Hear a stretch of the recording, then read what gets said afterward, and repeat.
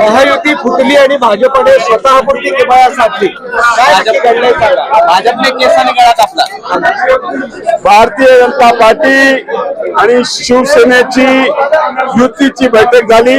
त्या बैठकीला पालकमंत्री स्वतः होते, बापू भुमरे होते, संजनाताई जाधव होत्या, बोरनारे साहेब होते आणि भारतीय जनता पार्टीतर्फे अनुराधाताई चव्हाण आणि प्रशांत बम अशी आमची सगळ्यांची बैठक झाली. त्या बैठकीमध्ये निर्णय झाला 2.5 वर्ष भाजपचा अध्यक्ष आणि शिवसेनेचा उपाध्यक्ष आणि त्याच पद्धतीने पुढच्या 2.5 वर्षात शिवसेनेचा अध्यक्ष आणि भाजपचा उपाध्यक्ष असं त्या बैठकीत ठरलं.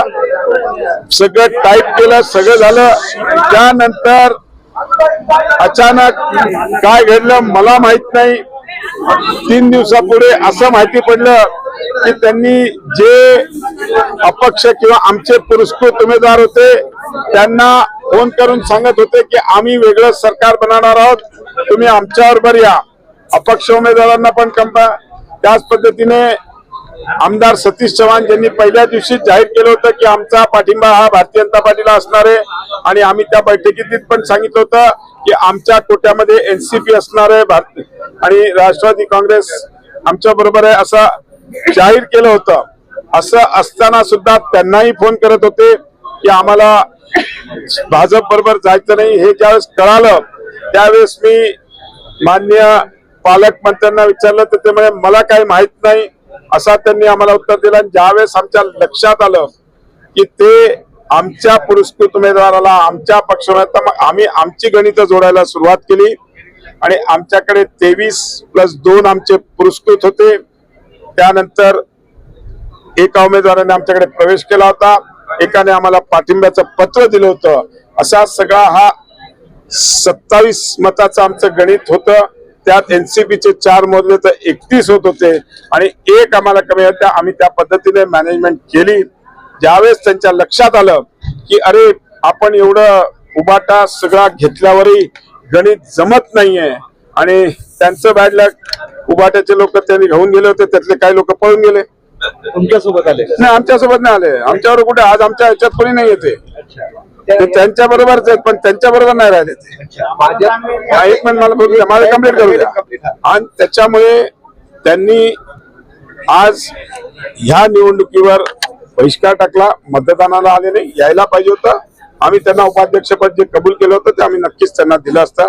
आम्ही सकाळपर्यंत त्यांची वाट बघितली, ते काय आले नाही. त्यांचा कोणाचा फोन नाही, त्यांचा कोणाचा संपर्क नाही, कारण की त्यांना सकाळपर्यंत अशी आशा होती की आपलं गणित जमलेलं आहे आणि त्या गणितात ते ओव्हर कॉन्फिडन्स मध्ये राहिले. 2 आमदारांना त्यांच्या नातेवाईकांना अध्यक्ष करायचं होतं म्हणून त्यांनी माननीय उपमुख्यमंत्र्यांना मिसगाईड केलं की आपला आकडा 37चा आहे, आपला आकडा 35चा आहे.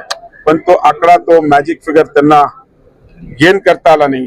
पण जनतेने विश्वास टाकून आम्हाला तो मॅजिक फिगर दिला म्हणून आज 32 लोक आज आमच्या बरोबर इकडे हाऊसमध्ये होते आणि 32 लोकांनी आम्हाला आज इकडे मतदान केलेलं आहे, आमच्या बाजूने हात उचललेला आहे. एकच आहे की राज्याचे मुख्यमंत्री देवेंद्र फडणवीस यांच्यावर जनतेचा विश्वास आहे, सदस्यांचा विश्वास आहे आणि त्यांनी म्हणूनच भारतीय जनता पार्टीचा आज अध्यक्ष. माझं म्हणणं त्यांनी सिद्ध करावं. मला माझ्याकडे तर सगळे एव्हिडन्स मी तुम्हाला सांगतोय. गोव्याला कोण घेऊन गेलं, गोव्याला कोणाचे लोक होते, गोव्याला जे घेऊन गेले उभाटाला त्यांच्याबरोबर सेनेचं कोण होतं, त्यांची नावं देतो, बोर्डिंग पास देतो. मी तसा थोडा हायटेक माणूस आहे, बोर्डिंग पास प्रिंट काढून देतो. मी विश्वासघात केला नाही आम्ही कुठलाही विश्वासघात केला नाही. आम्ही सकाळपर्यंत त्यांची वाट बघत होतो. त्यांनी येऊन उपाध्यक्षाचं पदाचं आम्हाला सांगितलं असतं तर आम्ही नक्कीच राजकारणावर पडतील. शिवसेना आहे अशा पद्धतीचा गरज पडली तर विधानसभा पदाचे राजीनामे देऊ. अब्दुल सत्तारांना म्हणा तुमचं मतदारसंघ सांभाळा. 50% आम्ही तिकडे भाजप आलेली आहे. त्याच्यामुळे त्यांनी आम्हाला तुमच्या मुलाला करायचं म्हणून तुम्ही हे सगळं केलं. तुमच्या मुलाला अध्यक्ष करायचं म्हणून तुम्ही हे युती तोडायचा प्रयत्न केला. तुम्ही उभाटाच्या लोकांना उचलून नेलं. पण यात महायुती तुटली ना. संभाजीनगर आमच्या बरोबर एनसीपी आहे ना, आमच्याबरोबर महायुतीचा एक घटक आहे. आमच्या एक घटक गेला, चालतंय, राजकारण आहे. पण राज्यात त्याचे पडसाद दिसतील म्हणतायत, मग त्याचं काय? ते त्यांनी विचार करावा. मुख्यमंत्री एवढे सक्षम आहेत या सगळ्या गोष्टीला फेस करायला. भारतीय जनता पार्टीचा